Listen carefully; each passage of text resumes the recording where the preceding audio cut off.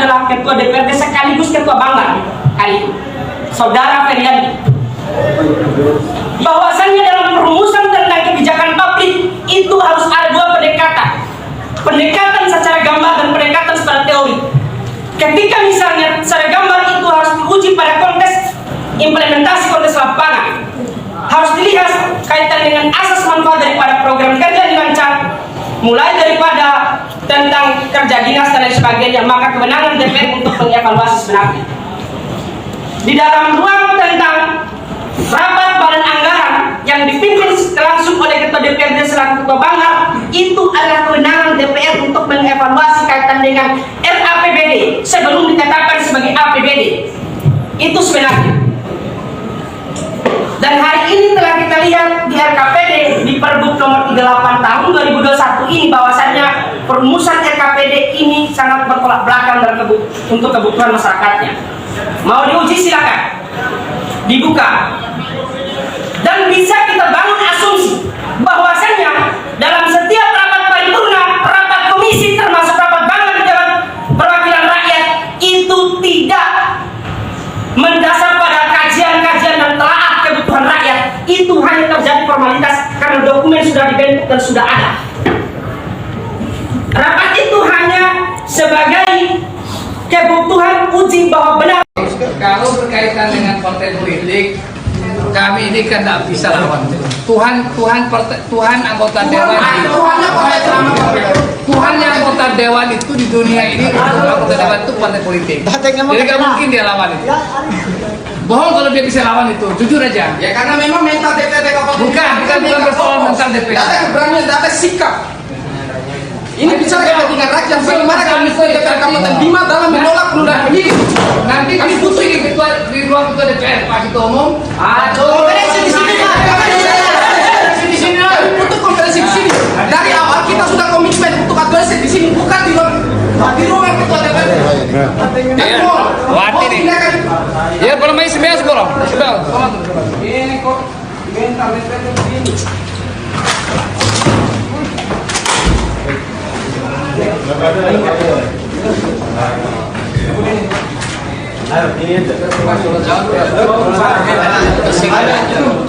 Nah kita sudah baik-baik Pak, kita sudah terima dari awal itu melakukan audiensi, mohon.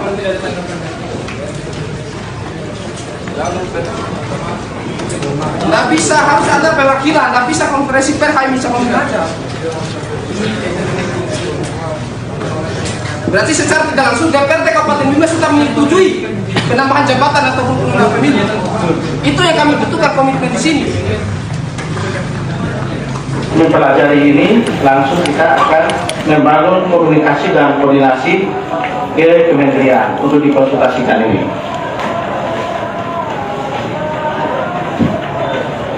Ya, lalu meminta kepada DPRD atau kepala daerah untuk memaksimalkan peran rekan-rekan akademisi.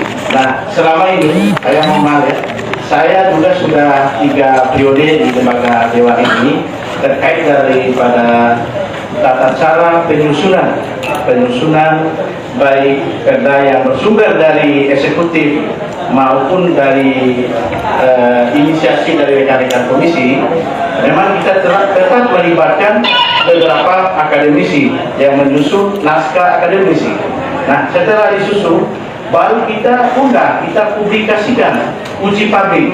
Nah, setelah kita uji publik, baru kita konsultasikan juga beberapa tahap, baik di Biro Hukum yang ada di Kabupaten Bima, Provinsi, bahkan Kemenkumham untuk dirasionalisasikan untuk lahirnya sebuah perda yang berkualitas yang tentunya tidak bertentangan dengan aturan yang lebih tinggi.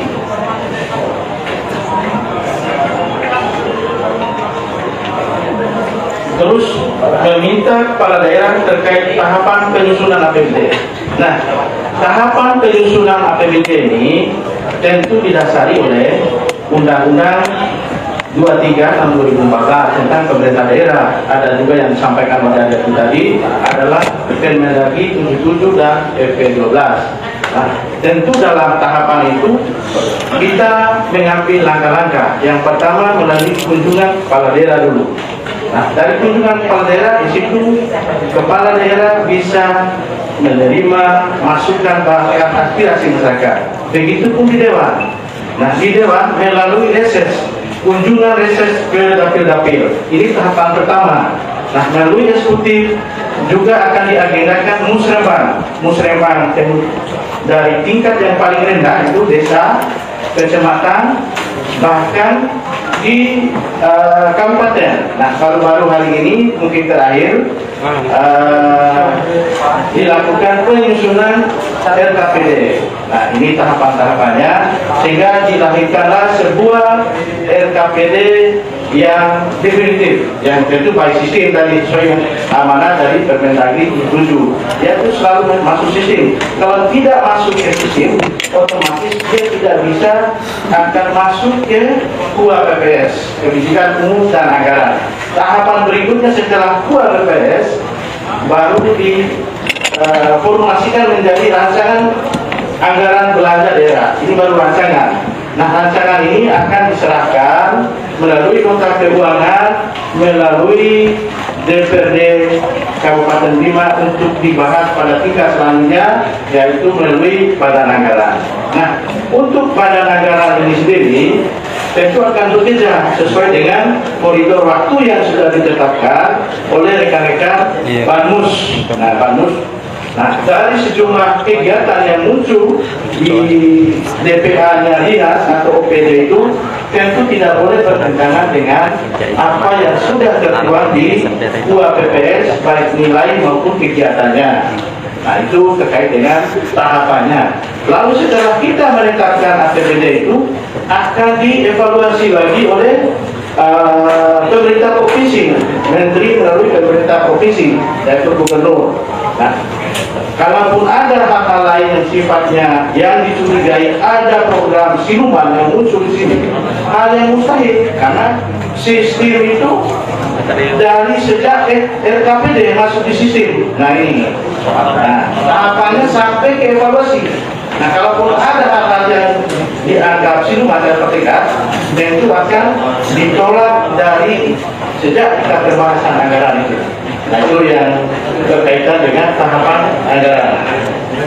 Lalu terkait masalah dokumen, kita persilakan nanti, kita minta untuk dikasihkan dokumen kepada rekan-rekan karena ini sifatnya untuk bisa dibaca ataupun dievaluasi bahkan diawasi oleh publik. Nah, kita kasih nanti. Kalau untuk evaluasi dokumen APBD 2022 tentu setiap tahun kita namanya ada proses LKPD.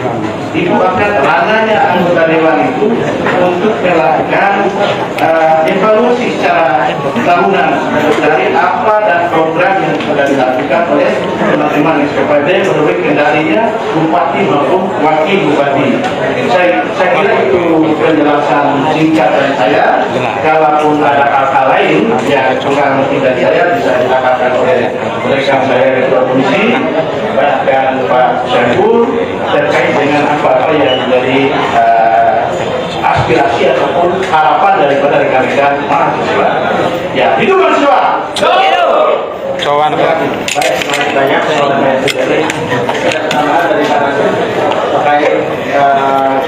Coba sama. Kering dulu. 1 menit aja. Assalamualaikum warahmatullahi wabarakatuh. Saya sambut tadi apa yang sudah disampaikan oleh Pak Yasin, saya kira tadi sudah clear tentang segala macam hal yang disampaikan oleh teman-teman semua. Saya ingin menggarisbawahi beberapa yang satu hal yang disebutkan tadi tentang keterlibatan publik ya dalam proses pembangunan. Dan itu dalam pembahasan APBD, dalam pembahasan APK dan seterusnya, itu kita justru ceritanya membuka ruang bagi setiap kelompok masyarakat, setiap elemen untuk berdiskusi kaitan dengan itu gitu.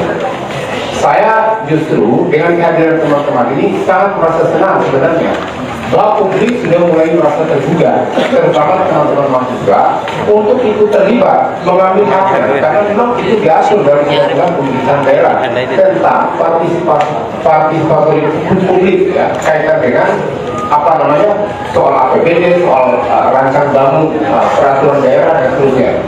Nah, cuma selama ini saya justru mempertanyakan, saya justru yang memprovokasi banyak orang, NGO kan, mahasiswa dan untuk terlibat, agar kita sama-sama bisa ikut mengambil bagian mendiskusikan tentang persoalan-persoalan krusial di daerah ini.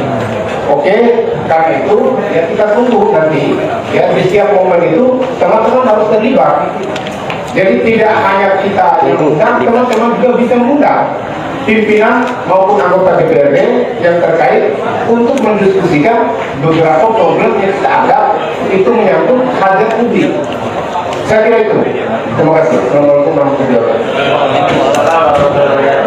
Baik, mungkin ada tambahan ingin ditanyakan?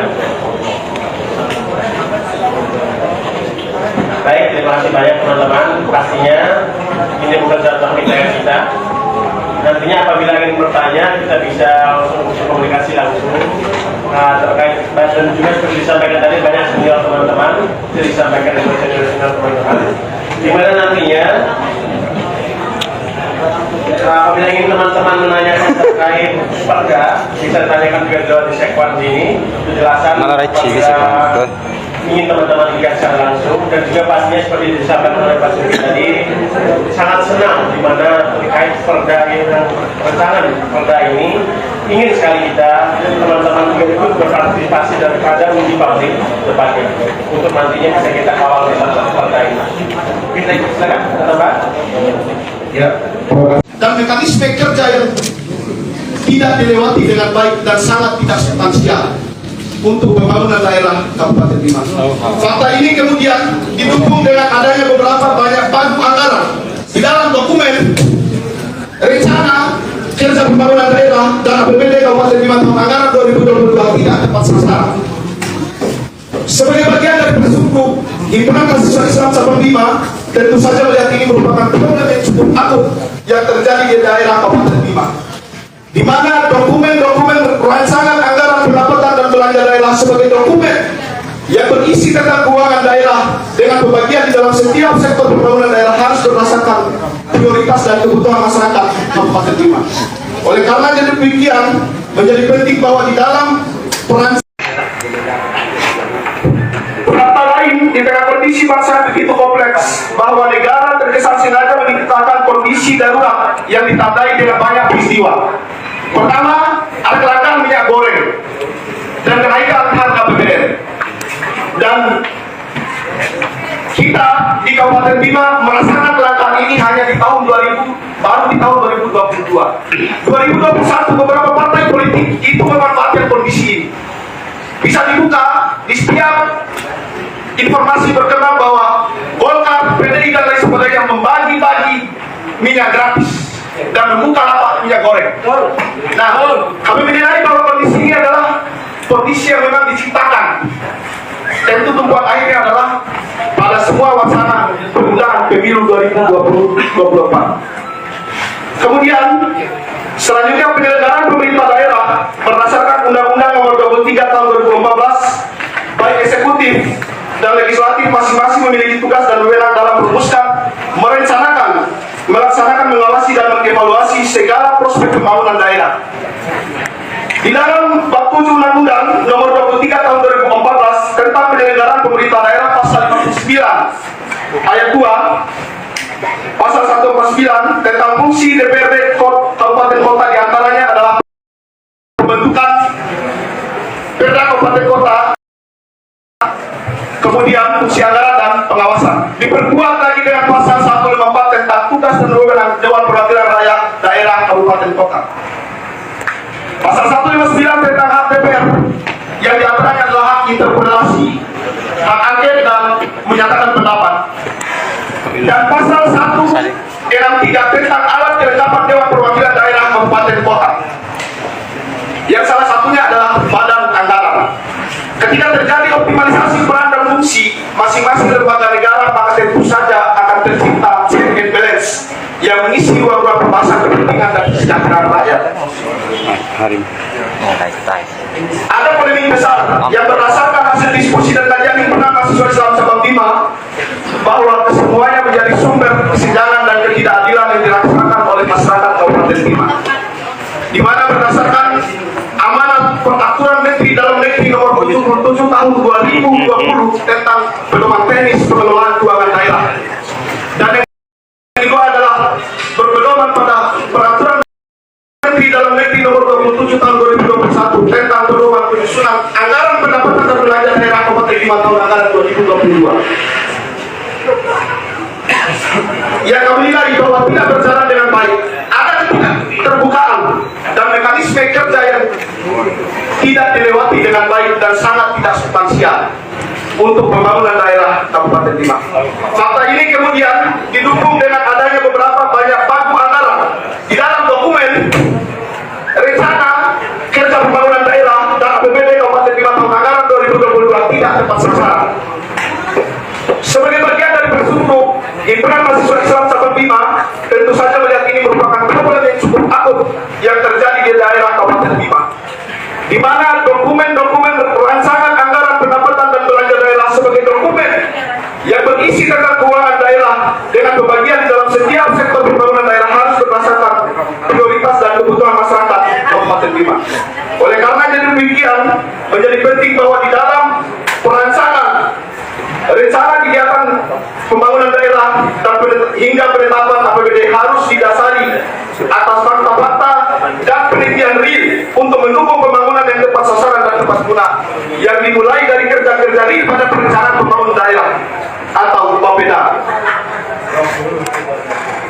Melihat permasalahan ini, kami himpunan mahasiswa Islam Sabang Bima ingin menyampaikan beberapa tuntutan. Tadi kurang lebih adalah beberapa pengantar, kami ingin sampaikan beberapa tuntutan. Yang pertama, isu nasional sudah kami deklarasikan sebelum sampai di kantor DPRD Kabupaten Bima. Pertama, meminta kepada Presiden Republik Indonesia Insinyur Haji Joko Widodo, DPR RI dan Majelis Permusyawaratan Rakyat untuk menghapus wacana penundaan pemilu tahun 2024. Kemudian yang kedua, mendesak DPRD Kabupaten Bima untuk bersurat secara resmi kepada DPR RI agar menolak dan menghapus wacana penundaan pemilu tahun 2024. Kemudian yang ketiga, meminta kepada DPRD Kabupaten Bima agar berkoordinasi dengan Kementerian Perdagangan Republik Indonesia tentang kelangkaan minyak goreng dan menindak tegas mafia minyak goreng dan perusahaan-perusahaan suplai bahan dasar minyak goreng. Nah, fakta ini didukung dengan beberapa kebijakan ekspor tentang bahan pokok minyak goreng, di mana terjadi penetapan harga eceran tertinggi oleh Kementerian Perdagangan, tapi dicabut kembali dengan alasan beberapa pengusaha-pengusaha dalam negeri yang menjadi suplai bahan bakar minyak goreng. Kemudian yang keempat, menuntut kepada DPRD Kabupaten Bima dan kepala daerah untuk memaksimalkan keterlibatan akademisi, organisasi dan pemerintahan, kelompok profesional lainnya dalam penyusunan rencana kegiatan pembangunan daerah melalui musyawarah pembangunan daerah. Kemudian yang kelima, mindset kita mengatakan isu-isu yang tersuara di publik pada saat ini terkait adanya anggaran siluman. Saya akan coba jelaskan sedikit biar kita sama-sama persepsi dulu lah terkait anggaran terkait isu-isu yang berkembang di masyarakat sekarang. Baik, jadi teruntuk pembahasan APBD yang seperti kita ketahui bersama itu pastinya dibahas oleh eksekutif dan legislatif. Jadi sesuai mekanisme yang tertuang dalam peraturan perundang-undangan berlaku, yaitu peraturan pemerintah nomor 12 tahun 2019 tentang pengelolaan keuangan daerah dan peraturan Menteri Dalam Negeri nomor 77 tahun 2020 tentang pedoman teknis pengelolaan keuangan daerah. Jadi bahkan setiap tahun diterbitkan peraturan Mendagri dalam negeri sebagai dasar dalam penyusunan APBD setiap tahunnya. Jadi di era sekarang ini pemerintah kita tengah masa transisi Jadi masa transisi ini adalah dari sebelumnya kita menggunakan program kemudian sistem SIMDA, sekarang kita menggunakan program baru yaitu sistem online atau biasa kita kenal bersama sistem SPPD. Jadi sistem SPPD ini langsung diawasi oleh Menteri Dalam Negeri dan kemudian dari hasil pembahasan DPRD nantinya akan dilakukan evaluasi kembali oleh pemerintah provinsi, kemudian oleh pemerintah provinsi mengirim kepada Kementerian Dalam Negeri untuk nantinya dimintai persetujuannya. Jadi bisa dikatakan tidak akan ada anggaran siluman itu, tidak ada istilah seperti itu. Karena memang kita sudah melalui dan juga mengikuti peraturan yang sudah jelas, di mana seperti dikatakan tadi anggaran mobil dinas ya. Jadi itu tidak ada menyalahi aturan sama sekali teman-teman. Jadi bisa dikatakan anggaran siluman apa dan sebagainya hal itu seperti dikatakan mungkin ada pernyataan beberapa teman-teman di media sosial itu bahwa saya tidak dibahas dan sebagainya hal itu tidak ada sama sekali. Jadi kita bahas semuanya sampai habis dari mulai uang